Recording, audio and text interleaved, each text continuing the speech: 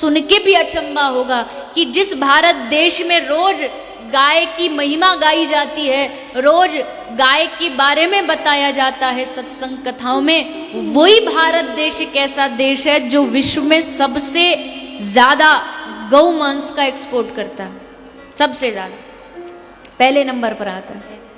तो ये आज के समाज में किसानों को गाय की महत्वता को बताना पड़ेगा, तब वो समझेंगे, तब बैल को समझेंगे। गाय फिर भी कोई थोड़ा बहुत रख लेता है, लेकिन बैलों की तो आजकल बड़ी बुरी दशा है। बछिया होती तो फिर भी लोग रख लेते हैं कि चलो दूध देगी, पर बछड़ा हुआ कि उसको तुरंत सड़कों पर छोड़ दिया। हमारे हॉस्पिटल में गाय तो आती, लेकिन गायों की अपेक्षा बैलों की संख्या गायों से बहुत ज्यादा है, बछड़ों की, खासकर छोटे छोटे बछड़े, क्योंकि उपयोग नहीं पता हमें, इसलिए हमने सोचा वेस्ट है, व्यर्थ है, निकाल दिया बाहर। जबकि विज्ञान कहता है गौमूत्र, गाय का मूत्र, गाय का गोबर इतना उपयोगी होने के बाद भी हम सब लोग उसी कार्य को करते जाते हैं। वायु प्रदूषित होने से बचना है, जो पोल्यूशन है इसका बचाव भी गौ माता है। यज्ञ करते हैं तो गाय के घी को डाल करके आहुति दी जाए। अच्छा, पहले के समय में क्या होता था, किसी को श्वास की बीमारी होती थी ना, श्वास की, तो लोग कहते थे कि इसको कोई देवता बुरा मान गया और देवता ने रुष्ट होके इसके ऊपर कुछ कर दिया है, इसलिए इसको श्वास की बीमारी। तो क्या करते थे, एक वो अग्नि का छोटा सा वो चूल्हा जैसा वो बनाते हैं अंगीठी, उसमें उपला डाला वो गाय के गोबर का, उसमें थोड़ा गाय का घी डाला, उसमें से धुआं निकलने लगता। अब जैसे धुआं निकलता तो वो आसपास वो तंत्र वाले बैठे रहते हैं, वो उसकी खोपड़ी पकड़ के उसके ऊपर रखते हैं, यहाँ कर, और कुछ मंत्र वंत्र ऐसे बोलते रहते हैं। जितना उसमें घी डालते उतना धुआं निकलता, तो जितना धुआं निकलता वो चारों तरफ घूमता, और उसके बाद वो बोलता अब इसकी बीमारी ठीक हो जाएगी, ले जाओ, देवता चला गया। और बेचारे भोले भाले लोग मान लेते थे कि शायद कोई देवता होगा, और वो चला गया और बीमारी ठीक भी हो जाती थी। पर उनको ये नहीं पता था कि ये कोई देवता वेवता की बीमारी नहीं है। उस अग्नि में गाय का गोबर और गाय का घी जब उसकी नासिका से भीतर जाता था ना, हृदय में, तो जितनी भी उसके रोग, जितनी भी बीमारी हो जाती थी ना, सब अपने आप दूर भाग जाती, गाय के घी से, गाय के गोबर से। उन्हें पता नहीं, उन्होंने सोचा कोई देवता है, कुछ मंत्र पढ़ने से भाग गया,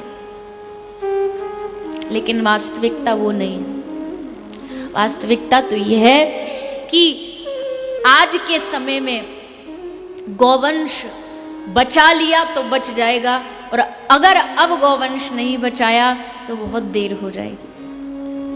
इसलिए मेरी आप सबसे प्रार्थना है, मैं जब भी गौ सेवा की बात करूं तो उसका अर्थ केवल इतना मत लगा दीजिएगा कि धन से मतलब है, धन से नहीं है। आपका दायित्व क्या है, उस बात से फर्क पड़ता है। अच्छा, यहां कितने लोग हैं जो रोज गौशाला जाते हैं? एक दो। कितने लोग हैं जो वीक में एक बार जाते हैं, सप्ताह में एक बार जाते हैं? कितने लोग हैं जो महीने में एक बार जाते हैं? कितने लोग हैं जो कभी जाते ही नहीं हैं?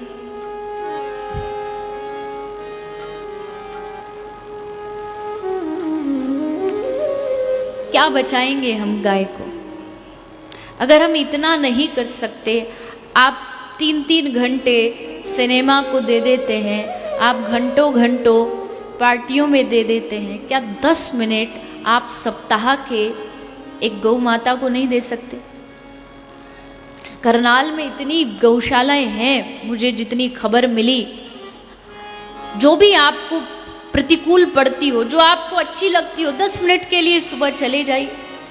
रोज नहीं, अगर रोज जा सकते हैं, नजदीक है तो जाइए, रोज नहीं जा सकते, नित्य प्रति नहीं जा सकते तो नियम बनाइए। आप तो जाइए ही जाइए, लेकिन सबसे जरूरी है अपने बच्चों को लेकर के जाइए। आपके जाने के बाद वही है जो आपकी संस्कृति को बचाएंगे, और जब वो बड़े होंगे तो उनसे पूछा जाएगा गाय देखी है, तो बोलेंगे हाँ देखी है। कहाँ? बोले फोटो में। बस फोटो में देखिए। क्या ऐसा समाज आप अपने बच्चों के लिए छोड़ के जाना चाहते? बिल्कुल नहीं।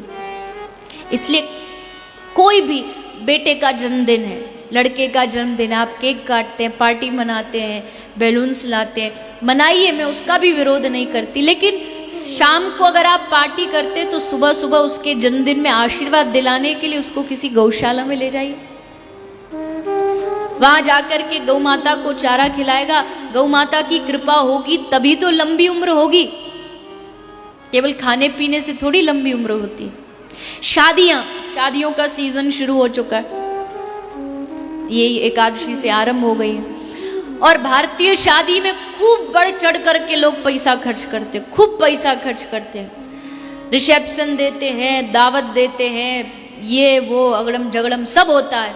करिए, आपको जो करना है करिए, लेकिन जितना आप अपने बेटी को दहेज देते हैं या जितना आप बेटे के लिए सामान खरीद के लाते, केवल उसका 10वां हिस्सा, केवल दशांश आप जाकर के किसी गौ माता की सेवा में लगा दीजिए। आपको मांगना नहीं पड़ेगा, आशीर्वाद अपने आप उन दोनों को प्राप्त हो जाएगा। इसलिए गौ माता की रक्षा करना भी हम सबका दायित्व है।